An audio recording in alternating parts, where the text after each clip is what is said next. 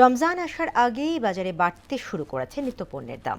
বিভিন্ন ধরনের সবজি থেকে শুরু করে রমজানের আনুষঙ্গিক খাদ্যপণ্যের দাম চড়া। আসছে নতুন সরকারের কাছে বাজার তদারকি সহ নিত্যপণ্যের দাম সাধারণ মানুষের নাগালের মধ্যে রাখার দাবি ক্রেতাদের। আরও জানাচ্ছেন মুদাসির আলী। পবিত্র রমজান মাস আসতে আর মাত্র কয়েকদিন বাকি। এর মধ্যেই বাড়তে শুরু করেছে নিত্যপণ্যের দাম। বিশেষ করে শসা, লেবু, সয়াবিন তেলের দাম যেন একটু বেশি বাড়তি।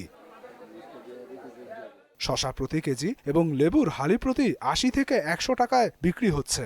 এছাড়াও মটরশুঁটি, সিমের দামও বাড়তি। তবে ফুলকপির দাম স্থিতিশীল রয়েছে। কাঁচামরিচের দাম কিছুটা কমেছে। কাঁচামরিচ আজকে হলো ১৪০ আর হলো ১২০, আর কালকে ছিল ২০০ টাকা কেজি। লেবু আলি আমাদের এলাকায় ৪০ টাকা নিচ্ছে, এখন ৮০ টাকা আলি চেতেছে। দ্রব্যমূল্যের অনেক দাম। এই যে লাউ চাচ্ছে আপনার ১০০ টাকা করে। সামনে রমজান উপলক্ষে যদি এত ঊর্ধ্বগতির দাম থাকে, সাধারণ জনগণ তো কোনো নাগালের বাহিরে। ঊর্ধ্বমুখী বাজার দর নিয়ে নাভিশ্বাস সাধারণ মানুষের। বাজার নজরদারির তাগিদ দেন তারা। রমজান মাসে আমরা বুঝি যে সবকিছুর দাম একটু স্বাভাবিক হওয়া উচিত, কিন্তু আমার কাছে মনে হচ্ছে রোজার ৫ দিন আগেই দাম অতিরিক্ত হয়ে গেছে। তাদের তো এটাই লক্ষ্য থাকতে হবে যে যাতে জিনিসপত্রের নাম নিয়ন্ত্রণে থাকে, মানুষ যাতে অত্যন্ত সুন্দরভাবে জীবনযাপন করতে পারে।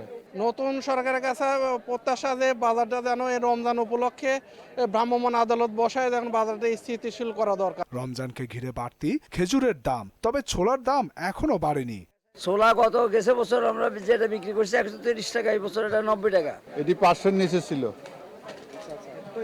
এখন হচ্ছে সাড়ে ৬৫০ টাকা, মানে রোজা আসার সাথে সাথে বেড়ে গেছে। এদিকে মুরগির মাংসের দামও চড়া। কক মুরগি ৩২০, লেয়ার ৩৩০ এবং ব্রয়লার বিক্রি হচ্ছে কেজি প্রতি ২০০ টাকা করে।